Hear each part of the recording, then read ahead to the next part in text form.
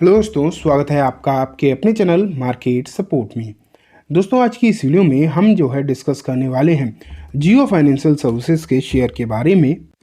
अगर आप देखोगे तो चाहे तो जियो हो या फिर कोई भी शेयर, प्रॉब्लम्स तो डेफिनेटली सभी में आपको देखने को मिल रही हैं, इसमें तो कोई डाउट नहीं है।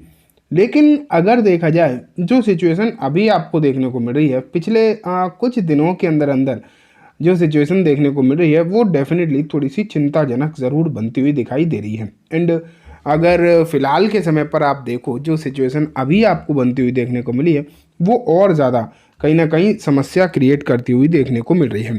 लेकिन हाँ, कुछ खबरें जो हैं जियो के लिए ज़रूर निकल कर आ रही हैं, उनके बारे में आज डिस्कस करना काफ़ी ज़्यादा इम्पोर्टेंट हो जाता है। तो मैं आपको दिखाता हूँ सबसे पहले वही खबर, उसके बाद मतलब 2-3 खबरें बेसिकली इसके लिए नज़र आ रही हैं। सबसे पहले तो मैं आपको ये दिखा देता हूँ कि जियो के आज के हालचाल किस तरीके से बंद हुए हैं। Jio financial services share price highlight, Jio financial services close today at 220.95 down 0.67% from yesterday's.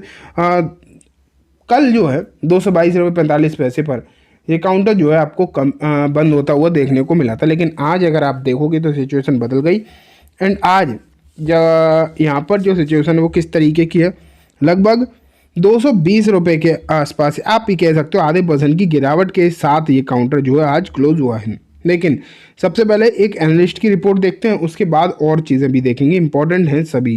ठीक है, यहाँ अगर आप देखो जय ठक्कर हैं जो ICICI सिक्योरिटीज़ के, उन्होंने व्यू पॉइंट रखा है अपना 3 स्टॉक्स पर। उसमें एक जियो फाइनेंशियल सर्विसेज भी आपको दिखाई दे रहा है।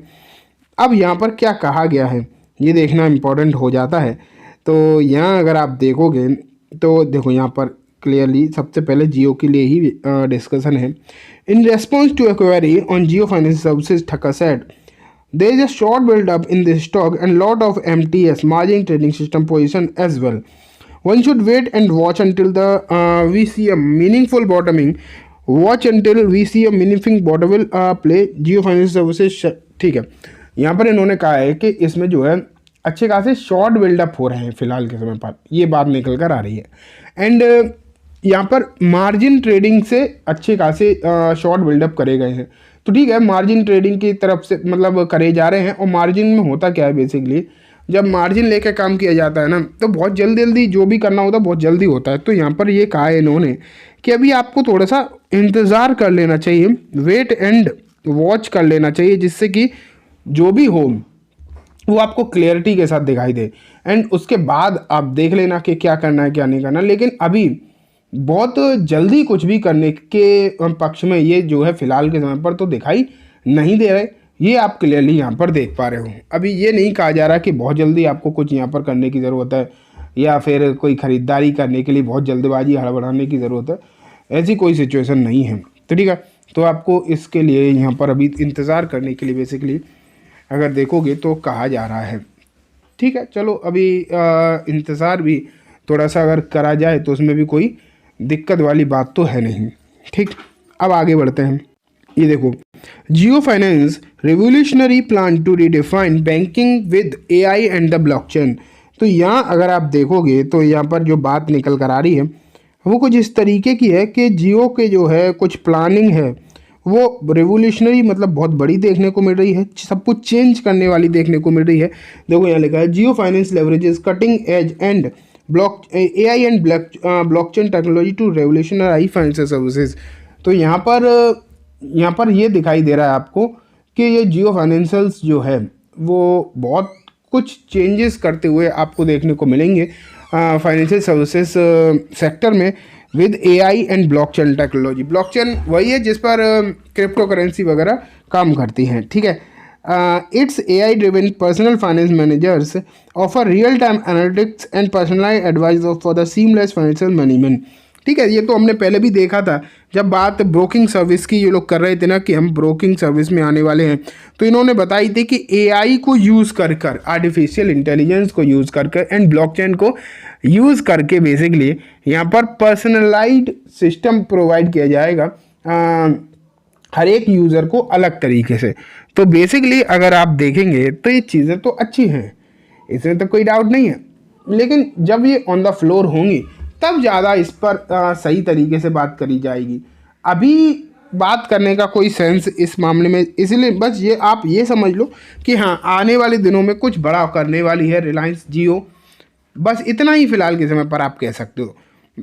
लेकिन एग्जैक्ट चीज़ें क्या होंगी वो तो आपको तभी पता चलेगा जब मार्केट में जियो की जो ब्रोकिंग सर्विस है वो मार्केट में आपको आती हुई देखने को मिलेगी, ठीक है।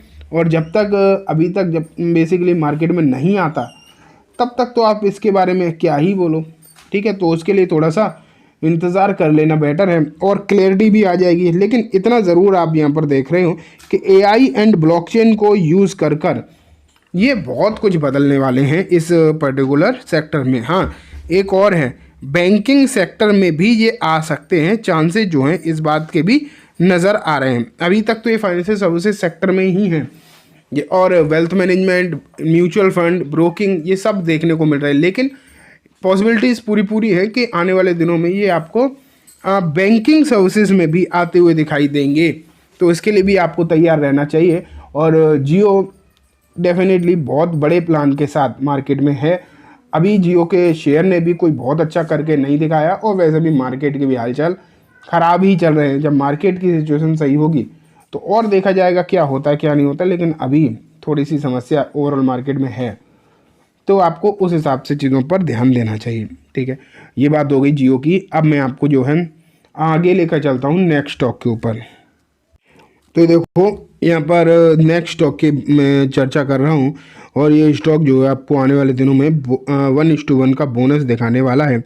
कंपनी कौन सी है पहले ये देख लेते हैं। कंपनी अगर हम देखें केबीसी ग्लोबल लिमिटेड देखने को मिल रही है। 1:1 का यहाँ पर बोनस के लिए यहाँ पर बात हो रही है। ये लगभग कंफर्म है। यहाँ पर शेयर होल्डर्स की इन मंजूरी का इंतज़ार चल रहा है। बेसिकली आप ये मान के चलो कि जब कंपनी कोई फैसला इस तरीके का करती है तो मोस्ट ऑफ द केसेस में शेयर होल्डर से तो मंजूरी मिल ही जाती है। उन्हें तो वैसे भी इस बात से कोई भी प्रॉब्लम होती नहीं है, ठीक है। तो ये बात होगी एक बोनस वाले शेयर की। अब लास्ट में चलते हैं एक डिविडेंड वाले शेयर पर। ये देखो आपके सामने कंपनी का नाम है एबीबी इंडिया। इसने Q4 के नंबर अभी जो है लेटेस्टली पब्लिश करे हैं एंड 56% का रेवेन्यू ग्रोथ देखने को मिला है। यहाँ पर इन्होंने मतलब कंपनी ने बेसिकली डिविडेंड भी अनाउंस किया है 33.5 रुपये के आसपास का, ठीक है। 33.5 का फेस वैल्यू 2 रुपये की है। तो बेसिकली मैं देखना चाह रहा हूँ कि कंपनी ने एक्स डेट अभी कुछ दिया, अभी यहाँ पर कोई एक्स डेट निकल कर नहीं आई है, लेकिन डिविडेंड 33.5 रुपये का आपको नज़र ज़रूर आ रहा है। तो चलिए दोस्तों, आज की इस वीडियो में बस इतना ही। उम्मीद है वीडियो पसंद आई होगी। वीडियो अच्छी लगी हो तो इसे लाइक करना, चैनल को भी ज़रूर सब्सक्राइब करना, जाते आते बेल आइकन दबाना, जिससे कि जब भी मैं कोई नई वीडियो डालूँ आपके पास नोटिफिकेशन सबसे पहले आ जाए। एंड दोस्तों, वीडियो सिर्फ और सिर्फ एजुकेशन एंड इन्फॉर्मेशन पर्पस है, तो इसे किसी भी तरीके की बाइंग सेलिंग की रिकमेंडेशन के तौर पर बिल्कुल भी ना देखें। Thank you.